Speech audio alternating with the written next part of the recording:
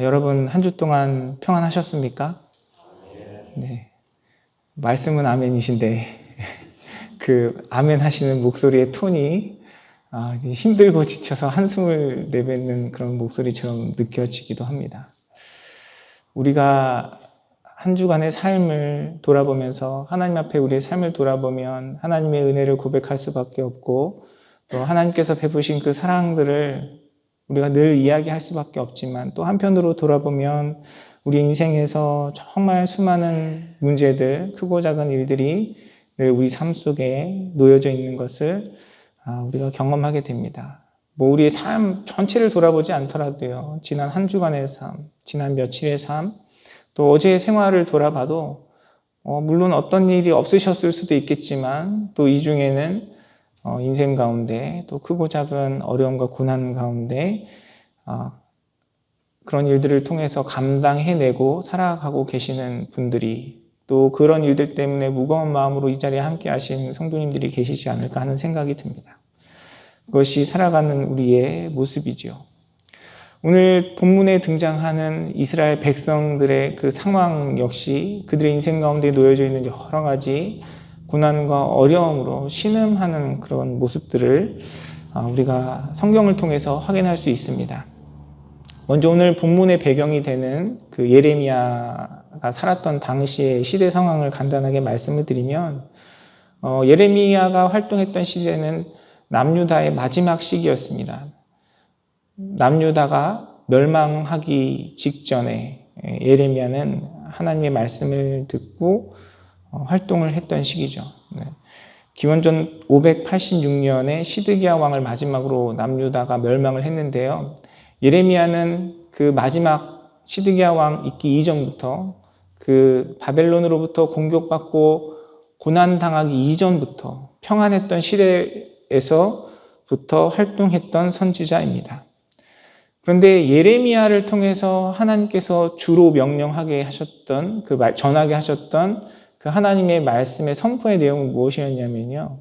오히려 남유다가 바벨론으로부터 멸망하기 이전에는 공격받기 이전에는 좀 평화로운 시기에는 하나님께서 예레미야에게 하나님의 심판에 대해서 계속해서 이스라엘 백성들에게 경고하게 하셨습니다. 여러분 생각해 보세요. 여러분의 삶 속에 아니면 우리 교회에 누군가 와서 자꾸 너희는 망할 거야. 너희는 하나님 앞에 하나님의 심판을 받을 거야. 심판이 임박했어라고 이야기를 한다 그러면 여러분 그 이야기를 듣는 사람들의 마음이 어떻겠습니까? 기분 좋을 리가 없겠죠. 더군다나 다른 많은 거짓 선지자들이 이스라엘 백성들에게 남유다의 그 상황 속에서 하나님의 평화를 이야기하고 하나님의 그런 안녕을 이야기하고 있는 상황 속에서 예레미야만 줄곧 하나님의 심판에 대해서 경고하고 있었습니다. 그래서 이 예레미야는 많은 사람들로부터 미움을 받았고요. 또 경계의 대상이 되었어요. 오히려 평화로운 시기에 이제 우리가 좀 편안하게 살 수 있겠다. 하나님께서 우리 민족을 지켜주시겠다. 이런 마음들을 사람들이 품고 살아가는 시대에 예레미야는 하나님의 심판을 이야기했고요. 그런데 그 하나님께서 예레미야를 통해 주신 말씀대로 실제로 그렇게 긴 시간이 지나지 않아서 남유다는 멸망하게 됩니다. 바벨론의 공격을 받고 이스라엘 백성들이 바벨론으로 강제로 이주를 해서 그곳에 살게 되죠. 그 예루살렘으로부터 그 바벨론의 거리가 약 한 1,500km 정도 된다고 합니다. 그리고 이 당시에 남유다 인구의 한 15% 정도가 강제로 바벨론에 끌려가서 그곳에 살게 되었어요. 여러 가지 정치적인 이유로 그 사람들을 데려다가 노동력으로 쓰려고 했던 이유도 있고요. 그 반기를 들지 못하도록 그들의 힘을 분산하고자 했던 바벨론의 정치적인 이유도 있었고, 어쨌든 이스라엘 백성들은 자신의 삶의 터전을 잃고 자신들이 원하지 않는 그곳에서 새로운 삶을 살아가야만 했습니다. 오늘 본문의 말씀은 그 상황 속에서 하나님께서 예레미야를 통해서 선포하게 하신 말씀입니다. 오늘 본문 말씀 29장 11절 말씀 우리가 다시 한번 이 말씀을 봉독하도록 하겠습니다. 여호와의 말씀이니라. 너희를 향한 나의 생각을 내가 아나니 평안이요. 하나님께서 주시는 말씀의 내용은 무엇이었냐면요. 그들에게 평안을 이야기하고 계세요. 그런데 이스라엘의 상황은 어떻습니까? 이 남유다 백성들의 상황은 어때요? 오히려 평안할 때는 하나님께서 심판을 말씀하셨고요. 이제 진짜 그 하나님의 경고대로 예레미야를 통해서 선포하신 말씀대로 나라가 망하고 나서 바벨론으로 끌려오고 나니까 하나님께서 예레미야를 통해서 바벨론에 끌려온 그 백성들에게 주시는 말씀이 하나님의 평안을 이야기하고 있습니다. 하나님의 평안. 이 이야기를 듣는 이스라엘 백성들의 마음이 어땠을까요? 여러분, 내가 너무 힘들어 죽겠는데, 내가 너무나 큰 고난 가운데 있는데 누군가 옆에서 위로한답시고 괜찮을 거야, 다음 하나님의 뜻이 있을 거야, 이런 이야기를 한다 그러면 여러분, 그 이야기를 듣는 사람의 마음이 어떨까요?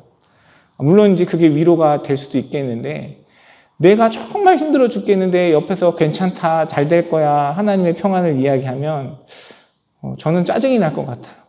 지금 내가 이렇게 힘든데 무슨 하나님의 평안이야. 지켜주시려면 진작 지켜주셨어야지. 지금 나라를 빼앗기고 강제로 이 먼 곳에 와가지고 타지에서 이 고통스러운 삶을 살고 있는데 우리가 평안할 때는 오히려 심판을 이야기하더니 지금 와서 무슨 평안을 이야기하느냐, 그런 마음이 들 것 같습니다. 여러분도 혹시 그런 위로를 받아본 적 없으세요? 전혀 공감이 되지 않는, 오히려 위로를 한다고 누군가 이야기를 하는데 그게 오히려 더 상처가 되고 낙심하게 하는 그런 경험들을 아마 해보셨을 거라 생각이 돼요. 이 이스라엘 백성들이 처한 그 상황을 생각해 보면 이 예레미야가 하나님의 말씀을 통해서 선포하고 있는 이 위로가 그렇게 들려지기도 할 것 같습니다.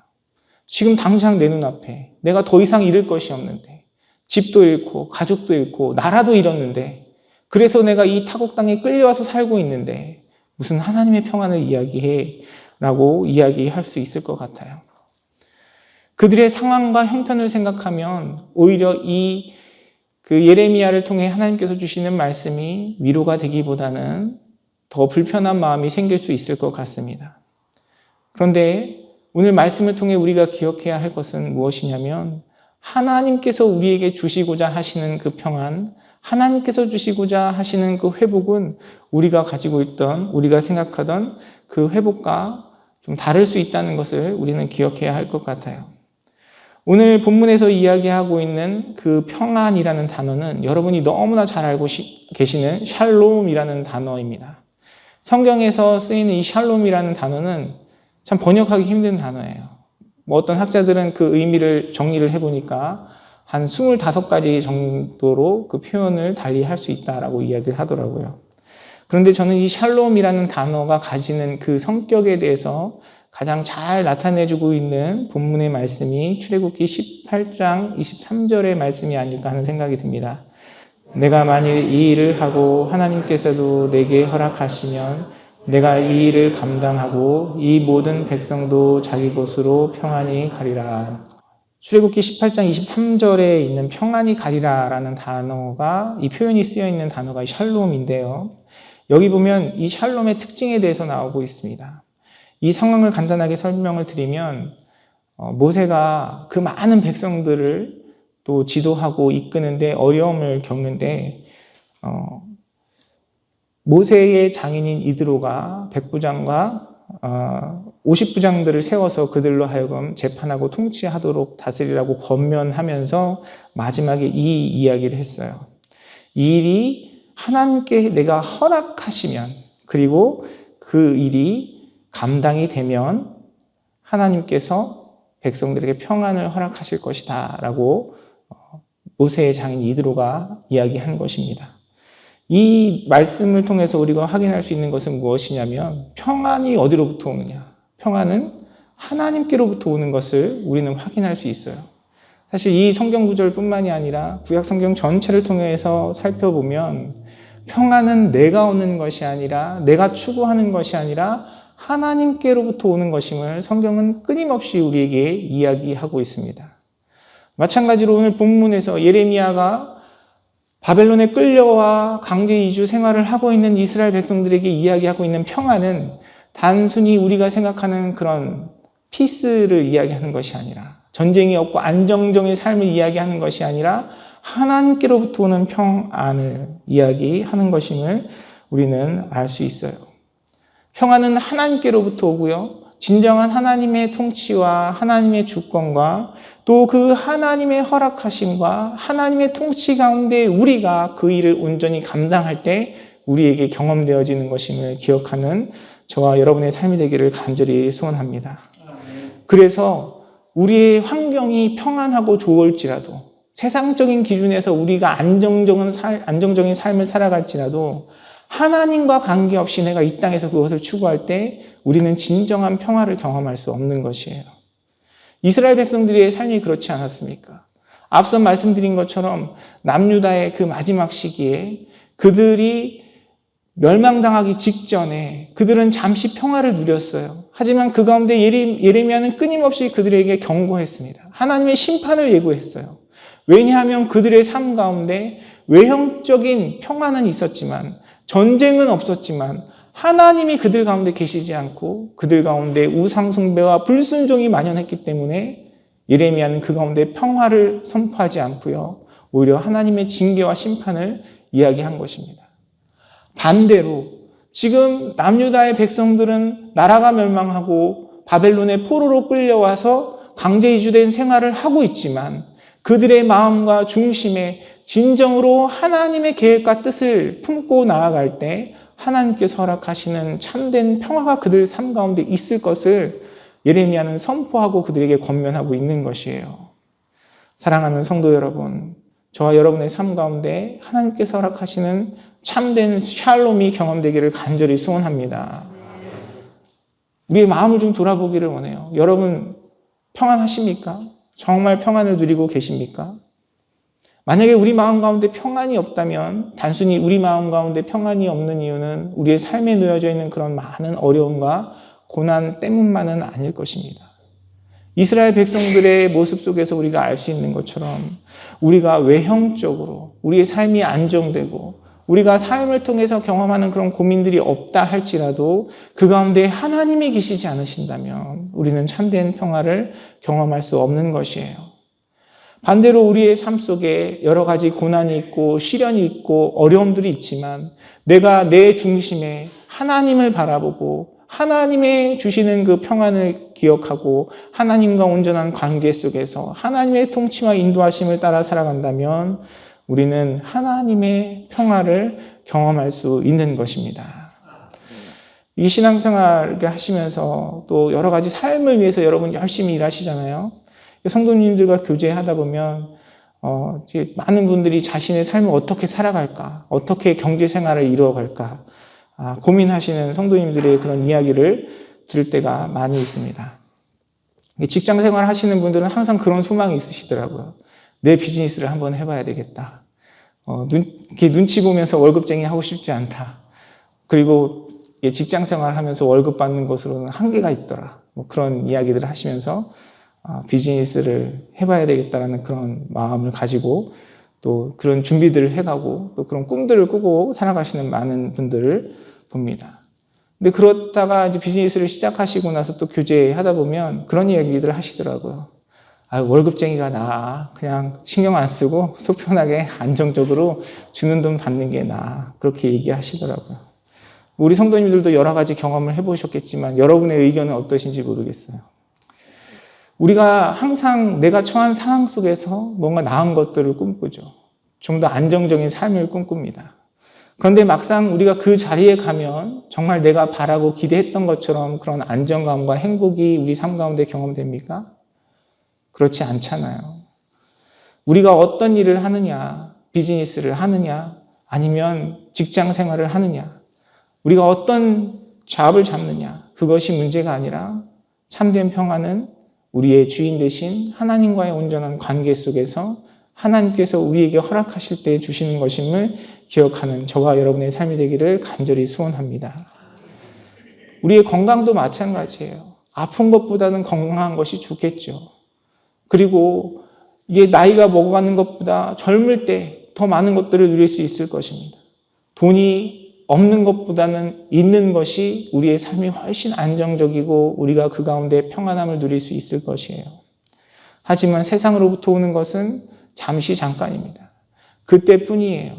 나의 욕구가 채워지면 더 많은 것을 바라고 싶어하는 것이 우리 마음의 본성입니다. 그것은 우리에게 진정한 평화를 가져다 줄 수 없어요. 하지만 하나님께서 우리의 삶 가운데 함께 하시고 우리가 하나님과 온전한 관계 가운데 하나님의 통치와 하나님께서 주시는 그 샬롬, 하나님께서 주시는 평안을 바라며 하나님의 은혜 가운데 나아갈 때에 우리는 우리에게 주어진 삶의 환경이 어떠하든 하나님께서 베푸시는 그 은혜가 우리 삶 가운데 경험되어질 것입니다. 그 하나님께서 허락하시는 참된 평안을 경험하는 저와 여러분의 삶이 되기를 간절히 소원합니다. 여러분 지금 여러분 삶 가운데 그 평안이 경험되지 않고 계시다면, 여러분의 마음을 불안하게 하는 무엇이 있다면 여러분 그 문제가 아니라 그 모든 문제를 통치하시는 하나님 앞에 우리의 삶이 다시 한번 세워지기를 간절히 소원합니다. 우리가 그 가운데 하나님을 진정으로 바라볼 때, 하나님의 통치를 경험하고 하나님의 인도하심을 구하고 나아갈 때 하나님께서는 우리의 그 모든 삶 속에서 하나님의 통치와 은혜 가운데 우리를 향한 하나님의 계획을 이루어 가실 것입니다. 그래서 오늘 본문의 말씀은요, 고난 가운데 있는, 고통 가운데 있는 그 이스라엘 백성들의 삶이지만 하나님의 생각은, 하나님의 마음은 재앙이 아니라 평안이라 하고 선포하고 계시는 것입니다. 우리를 구원하시기 위하여 예수 그리스도를 십자가에 못 박으시기까지 우리를 사랑하시는 그 하나님께서 어찌 우리의 삶을 돌아보지 않으시겠습니까? 어찌하여 우리의 삶을 역사하시고 우리의 삶을 인도하지 않으시겠습니까?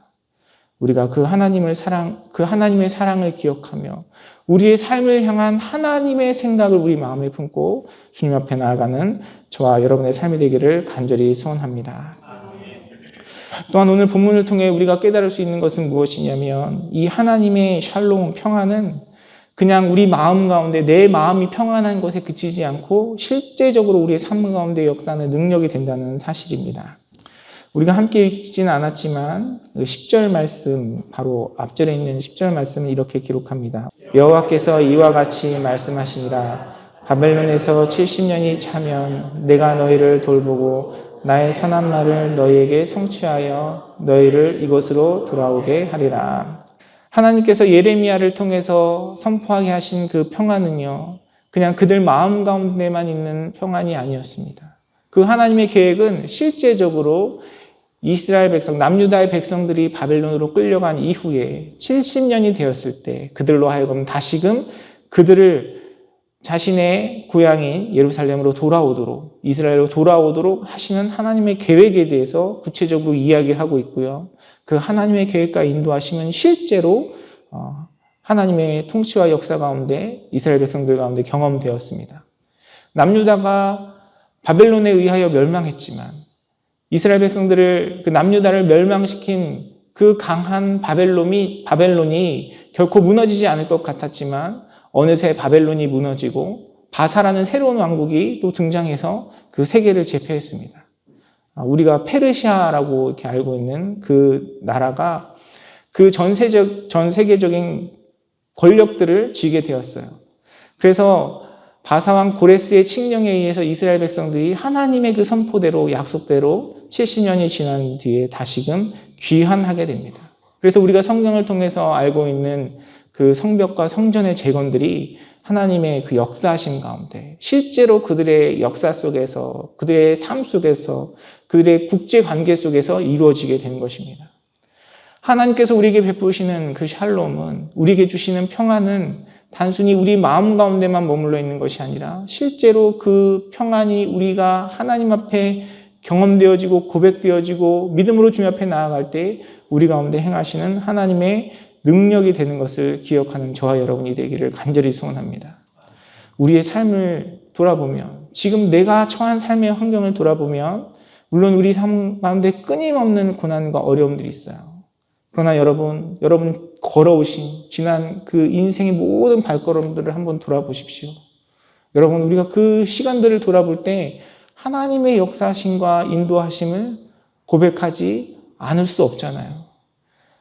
그것이 우리가 세상적으로 바라는 어떤 큰 성공이나 큰 성취가 아니더라도 정말 작은 그 순간 속에서, 작은 만남 속에서, 작은 상황 속에서 우리의 삶을 구체적으로 인도하시고 역사하시는 하나님의 능력을 고백하지 않을 수 없는 것이 바로 우리의 인생인 줄 믿습니다. 여러분의 삶 속에 그런 하나님에 대한 신뢰와 은혜와 경험이 있기 때문에 하나님의 역사하심에 대한 그런 경험들이 있기 때문에 우리가 이 자리에, 예배 자리에, 기도의 자리에 설 수 있는 것 아니겠습니까? 하나님께서 우리의 지난 그 시간들을 통해 우리에게 역사하신 것처럼 우리의 앞으로의 삶 가운데도, 우리 인생 가운데도 반드시 함께 하시고 역사하실 줄 믿습니다. 우리가 그 하나님 바라보기를 원해요.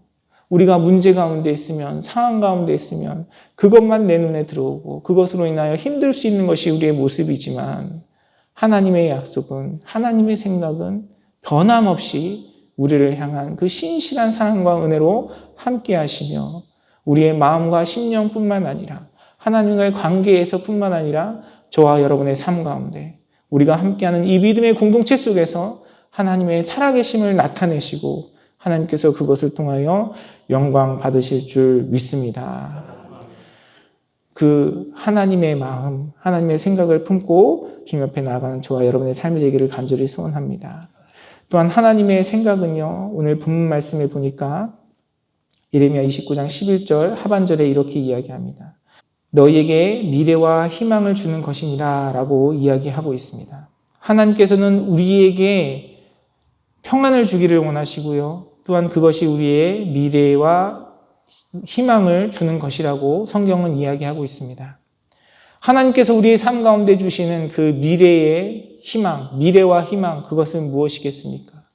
여러 가지 많은 우리의 삶의 인생 가운데 계획하시고 인도하시는 하나님의 역사하심을 이야기할 수 있겠지만 가장 우리에게 본질이 되는 우리의 미래의 소망은 다른 그 어떤 것이 아니라 바로 예수 그리스도이신 줄 믿습니다.